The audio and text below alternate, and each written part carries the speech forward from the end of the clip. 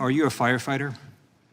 I'm not a firefighter. Mr. Ring, are you a firefighter? Mr. Ring, it's just a yes or no question. Mr. Ring, are you a firefighter? No. All right, Mr. Greenhow, are you a firefighter? I'm not a firefighter. The northern part of my district was evacuated. I've talked to numerous firefighters. I've visited the intensive damage. I've had multiple briefings from firefighters, first responders, and fire chiefs. This is what they told me. The reason these fires in Southern California spread so quickly, caused so much damage, was because of Santa Ana winds that reached unprecedented gusts of 100 miles per hour. Gusts so high that helicopters and the airplanes could not fly.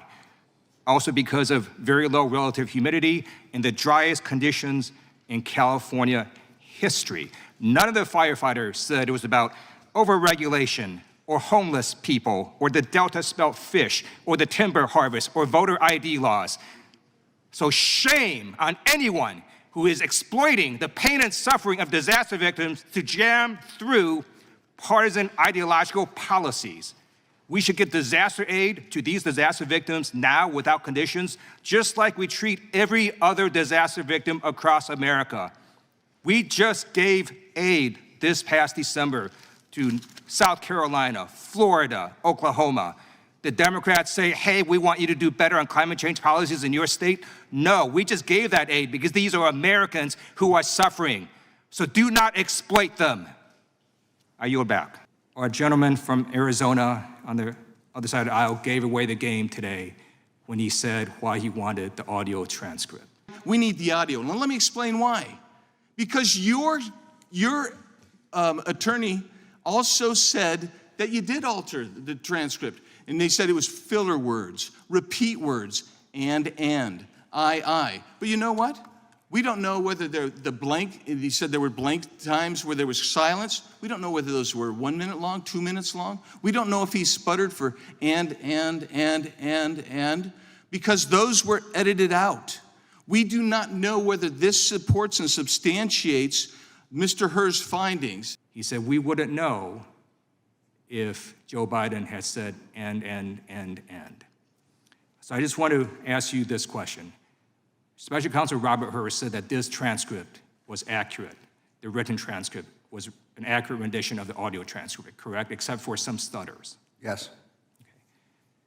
So what the gentleman from Arizona wants is that transcript audio with the and. Because Joe Biden stutters. He's had a stuttering problem his entire life. He overcame stuttering. He was made fun of in school, and he overcame this disability to become president of the United States, a leader of the free world. And it is despicable that my Republican colleagues want to go after him for his stuttering problem. They should apologize, and I yield back. Trump advisor Roger Stone was convicted in a federal court, correct? That's my recollection. Trump donor Elliot Brady was convicted in a federal court, correct? Also my recollection. The Attorney General at the time for those two convictions was Bill Barr. Which president nominated Bill Barr for Attorney General? President Trump.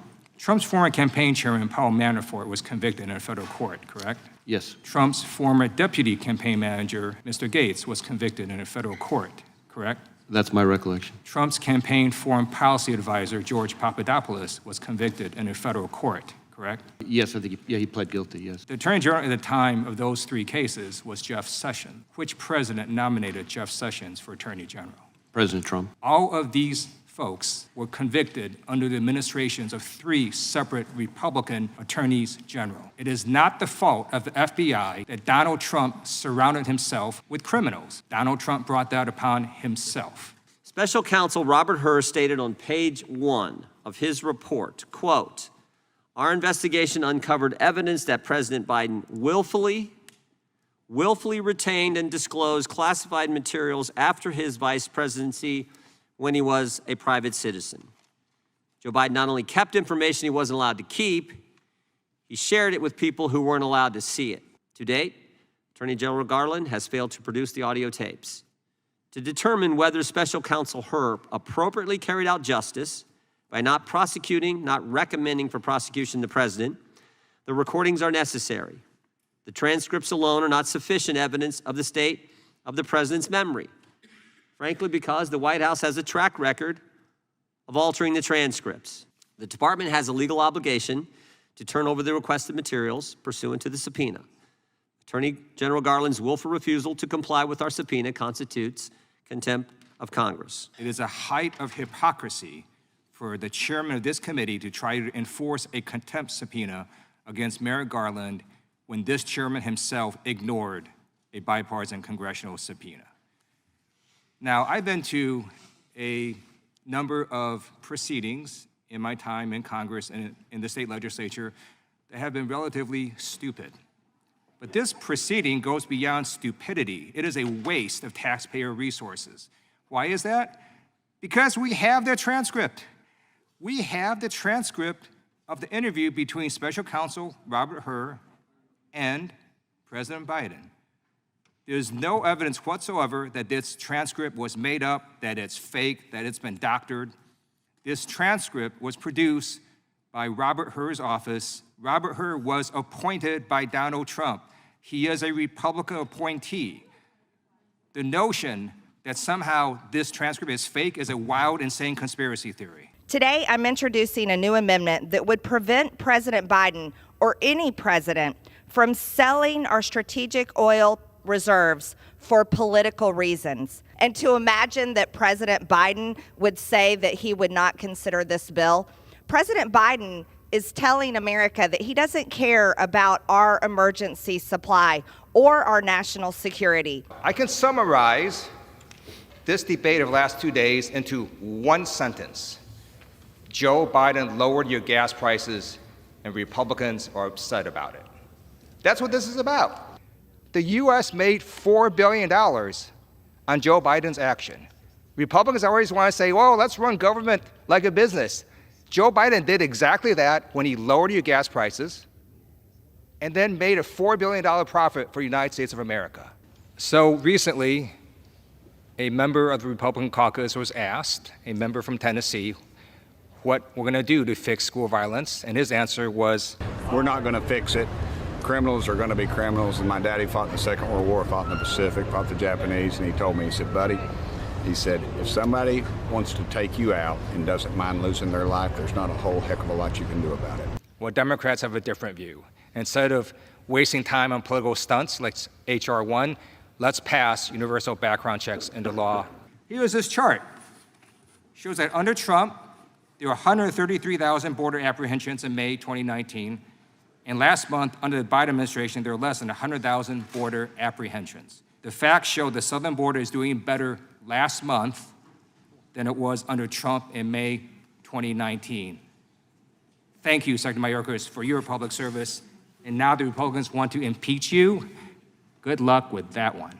What happened on January 6th is that Donald Trump's supporters showed up because he told them to. They marched to the Capitol because he told them to. They attacked the Capitol because he told them to stop the steal. That is the truth, and that is how history is going to record it. Thank you for prosecuting those who attacked our nation's Capitol. I yield back. So in addition to doing stupid stuff and trying to pass extreme bills, Republicans have now gone on a rampage about what the Manhattan District Attorney is doing without even knowing what the purported charges are or what the grand jury evidence is. No one is above the law, not the former president's enablers, not the former president's attorneys, and not the former president himself. In your investigation, did you find that President Biden set up a shell company and covertly paid $130,000 in hush money to an adult porn star? No. Did you find that President Biden directed his lawyer to pay $150,000 in hush money to a former Playboy model? No. In your investigation, did you find that President Biden called the Georgia Secretary of State to demand that he, quote, find 11,780 votes? No. Did you find that President Biden devised a scheme to organize a slate of fake electors to undermine a free and fair election? No. Did you find that leading up to January 6, 2021, President Biden urged his supporters to travel to D.C. and to storm the Capitol? No. Thank you. Each of these activities I laid out describe what Donald Trump did, his efforts to bully election officials, overturn the results of the election, and deceive the American people. That is why Donald Trump has been indicted in not just one, not just two, not just three, but 4 criminal cases. Thank you, Mr. Chairman. The House Judiciary Committee is responsible for helping to ensure the rule of law. Unfortunately, the chairman of this committee himself ignored a bipartisan congressional subpoena. The actions of this chairman have made it harder for congressional committees to get information from witnesses and have hurt the rule of law. Thank you, Attorney General Garland, for your public service. I'm going to ask you a series of simple questions about past concluded cases to get the facts out to American people. The Department of Justice charged Donald Trump's former campaign chairman, Paul Manafort, in a federal court with multiple felonies. Mr. Manafort was convicted in a federal court, correct? It's my recollection of what the public record discloses. Public record shows he was convicted in a federal court. The Department of Justice charged Donald Trump's former deputy campaign chairman, Rick Gates, with multiple felonies. Mr. Gates was convicted in a federal court, correct? Again, that's the best, to my recollection, that's what the public record discloses. Thank you. The Department of Justice charged Donald Trump's former campaign foreign policy advisor, George Papadopoulos. Mr. Papadopoulos was convicted in federal court, correct? Again, that's my best recollection of the public record. You were not the Attorney General at the time, correct? I was not, no. In fact, the Attorney General for those three criminal cases was Jeff Sessions, who was nominated by Donald Trump. The Department of Justice charged Donald Trump's former lawyer, Michael Cohen, with multiple felonies. He was convicted in a federal court, correct? Again, that's my best recollection of the public record. You were not the Attorney General at the time, correct? I was not. In fact, Michael Cohen had two sets of convictions. The Attorney General for Michael Cohen's second conviction was Matthew Whitaker, who was also appointed by Donald Trump. The Department of Justice charged Roger Stone, who was an advisor to Donald Trump, with multiple felonies. Roger Stone was convicted in a federal court, correct? Again, my best recollection of the public record. Yeah. The Department of Justice charged Elliot Brady, who was a fundraiser for Donald Trump. Mr. Brady was convicted in a federal court, correct? Same answer. You were not the Attorney General at the time, right? I was not. Okay. In fact, the Attorney General for those two criminal cases was Bill Barr, who was nominated by Donald Trump. What these facts show is that the Department of Justice has not been weaponized.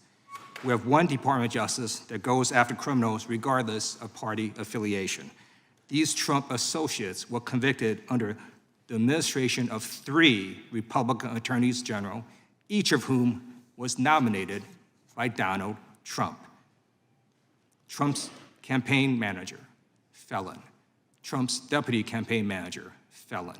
Trump's foreign policy advisor, felon. Trump's lawyer, felon. Trump's political advisor, felon. Trump's fundraiser, felon. It is not the fault of the Department of Justice that Donald Trump surrounded himself with criminals. Trump brought that upon himself. One of the things that makes America great is we are ruled by the law, not by a cult of personality. I want to thank you, Attorney General Garland and the Department of Justice, for applying the law without fear or favoritism. And I note that as we sit here today, the Department of Justice is prosecuting Hunter Biden in a federal court right now. You can't love your country only when the candidate you like wins, and you can't love law and order except when the criminal felon is someone you like. In America, no one is above the law, not the rich, not the powerful, not any former presidents, and certainly none of his criminal felon enablers. Joe Biden lowered your gas prices last year, and that makes Republicans mad. And how do we know? They said it out loud. The gentlewoman from Georgia earlier this morning just said that Joe Biden lowered your gas prices for political reasons. President Biden abused his power to sell our oil, reduce gas prices so that the midterm elections would swing Democrats' way. It's a shame to trick the American people just to win an election. There's no reason the president should be able to sell one of our most strategic resources for political gain. Instead, the president should unleash American energy at home. I urge my colleagues to support my amendment and yield back. You know, I don't care why a president lowers your gas prices. If any president can lower your gas prices, we should support that president's action. And if prices surge later this year, if gas prices surge again, Joe Biden should be able to use the tools at his disposal and lower your gas prices again. We should be giving the president even more flexibility to use the Strategic Petroleum Reserve to lower your gas prices. Joe Biden lowered your gas prices, and Republicans want to keep him from doing that again. We don't want to stop the president from lowering your gas prices. We want Joe Biden to lower your gas prices again if he could do that. But there's another reason this Republican bill is so stupid. Because not only did Joe Biden lower your gas prices, the United States of America made a profit on it. Buy low, sell high. It was brilliant what Joe Biden did. He released the Strategic Petroleum Reserve at prices when gases were high, and that's helped lower the gas prices, and then he refilled it at the lower amount. The U.S. made $4 billion on Joe Biden's action.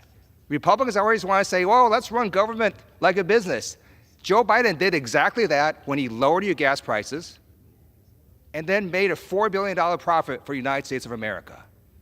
Adopt my amendment, which would make this stupid bill better, and then vote against this bill. If Republicans are going to go low, I am going to punch back. So let's talk about Donald Trump. I agree with the Republican from New Jersey who said if a person cannot stand trial, he should not be president of the United States. Donald Trump has fallen asleep multiple times at his own criminal trial. I am a former prosecutor. I can tell you that is not normal. I think there may be some physical and mental health issues that should be investigated. I'm going to tell you what people in the courtroom are writing about Donald Trump falling asleep. Here's a reporter who has been observing this. One reporter observed, quote, that Donald Trump has nodded off a few times, his mouth going slack and his head drooping onto his chest, end quote. Another reporter said, quote, that Donald Trump slowly dropped his head. His eyes closed, it jerked back upward, he adjusts himself, then his head droops again, he straightens up, leaning back, his head droops for a third time, he shakes his shoulders, eyes closed still, his head drops, end quote. If a person is so weak and feeble, if Donald Trump is so weak and feeble, he cannot stay awake at his own criminal trial, he can't be president of the United States. So instead of going around trying to smear different people, why don't we work on a bipartisan basis on issues that matter to the American people? Like, how about let's do a bipartisan hearing and let's do some bills to fix our broken immigration system. But the Republicans here don't want to do that. They don't want to work on a bipartisan basis. They don't want to fix this. Why? Because Donald Trump told them not to. Well, okay, so how about another issue? Let's talk about high prices. Prices are high. We did get a good report yesterday that inflation has now slowed down. That is good, but prices are still high. Why don't we work on bipartisan basis to look at price gouging? We have companies making record profits, they're gouging consumers. Let's have a hearing on that. Why don't we have a hearing on that? Because Republicans don't want to fix this issue. They want it as a campaign issue. Okay, then how about, let's do a topic that isn't a campaign issue. Artificial intelligence has now become prevalent in many places. It could have privacy implications. It could do amazing things. It could also harm us in a variety of ways in terms of bias and so on. Why don't we do a hearing on this in this committee? Why don't we do that? Instead, we're here doing this stupid stuff to try to get audio of a transcript we already have. And it gets even worse than that. There is a second committee. The Oversight Committee is going to do an exact same hearing on this contempt proceeding. Let me just put in that, you know what? At least the chairman of that committee did not ignore a congressional bipartisan subpoena. It might be more appropriate for that committee to do it, and we should end this proceeding right now. I yield back. Thank you, Chairman Jordan. I want to first say that the House Judiciary Committee is responsible for helping to enforce the rule of law. Unfortunately, the actions of this chairman in ignoring a bipartisan congressional subpoena have damaged the ability of this committee to get information from witnesses and damage the rule of law. Now, Mr. Hur, thank you for being here today. Thank you for sharing your compelling immigrant story. That just goes to highlight how America is a nation of immigrants. I'm going to ask you a series of questions, yes and no questions. They are not trick questions. They're simply designed to highlight what you already found in your report, which is that there are, quote, material distinctions, end quote, between President Biden's case and Mr. Trump's case. So here's my first question. In your investigation, did you find that President Biden directed his lawyer to lie to the FBI? We identified no such evidence. Did you find that President Biden directed his lawyer to destroy classified documents? No. Did you find that President Biden directed his personal assistant to move boxes of documents to hide them from the FBI? No. Did you find that President Biden directed his personal assistant to delete security camera footage after the FBI asked for that footage? No. Did you find that President Biden showed a classified map related to an ongoing military operation to a campaign aide who did not have clearance? No. Did you find that President Biden engaged in a conspiracy to obstruct justice? No. Did you find that President Biden engaged in a scheme to conceal? No. Each of the activities I just laid out describe what Donald Trump did in his willful mishandling of classified information and his criminal efforts to deceive the FBI. In contrast, President Biden handed over documents without delay and complied fully with investigators. Mr. Hur, in your report, you write that, quote, according to the indictment, Trump not only refused to return the documents for many months, but he also obstructed justice by enlisting others to destroy evidence and then to lie about it, end quote. You also say that if proven, these would be, quote, serious aggravating facts, end quote. Do you still stand by your analysis? I do. Okay. I have a few more questions as well. In your investigation, did you find that President Biden set up a shell company and covertly paid $130,000 in hush money to an adult porn star? No. Okay. Did you find that President Biden directed his lawyer to pay $150,000 in hush money to a former Playboy model? No. Each of these activities I laid out describe what Donald Trump did, his efforts to bully election officials, overturn results of the election, and deceive the American people. That is why Donald Trump has been indicted in not just one, not just two, not just three, but 4 criminal cases. I yield back. Thank you, Mr. Chair. The House Judiciary Committee has the responsibility of helping to ensure the rule of law. Unfortunately, this committee's chairman ignored a bipartisan congressional subpoena. The horrible precedent set by this chairman has damaged the credibility of all congressional committees in seeking information from witnesses and damaged the rule of law. Attorney General Garland, thank you for your public service, and thank you for being here today. I'd like to start by showing a video of January 6th, and then I'm going to ask you some questions about that day.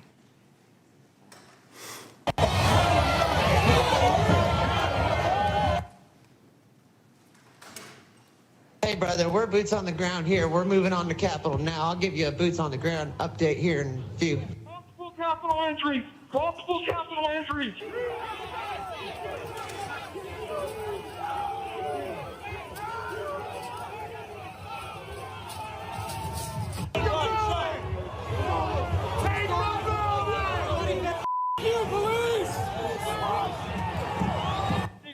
We're still taking metal, sharpened objects, missiles to include bottles and rocks, and hand-thrown chemical-grade fireworks.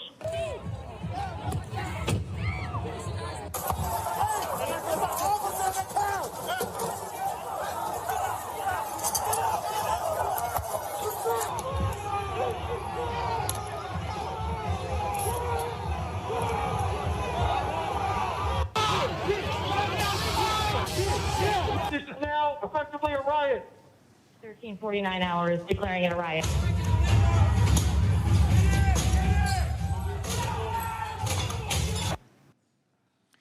Attorney General Garland, the Department of Justice charged over 1,100 defendants in connection with the attack on our Capitol, correct? Yes, that's correct. I'm going to state 2 facts.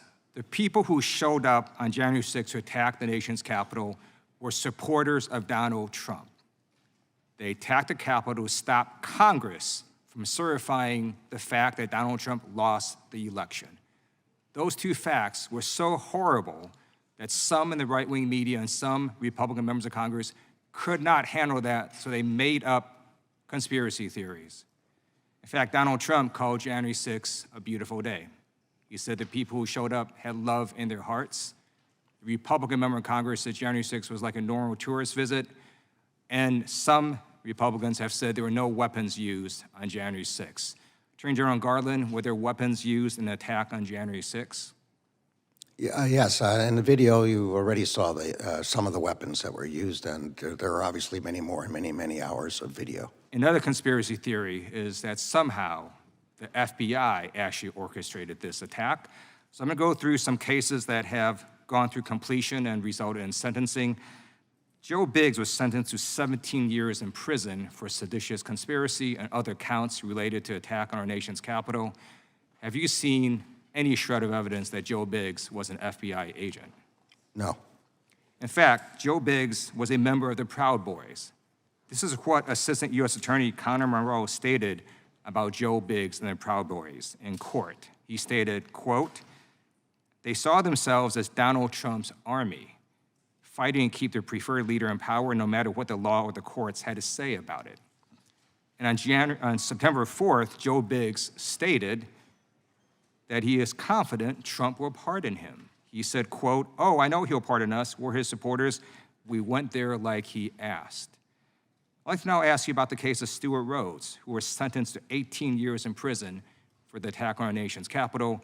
Have you seen any shred of evidence that Stewart Rhodes was an FBI agent? No. In fact, he was the founder of the Oath Keepers, a far-right paramilitary organization. Rhodes asked Donald Trump to call them up as militia. And then I'd like to ask you about Enrique Torrio, who was sentenced to 22 years in the attack on our nation's capital. Have you seen any evidence that Enrique Torrio was an FBI agent? He was not an FBI agent. In fact, he was the leader of the Proud Boys. What happened on January 6th is that Donald Trump's supporters showed up because he told them to. They marched to the Capitol because he told them to. They attacked the Capitol because he told them to stop the steal. That is the truth, and that is how history is going to record it. Thank you for prosecuting those who attacked our nation's capital. I yield back.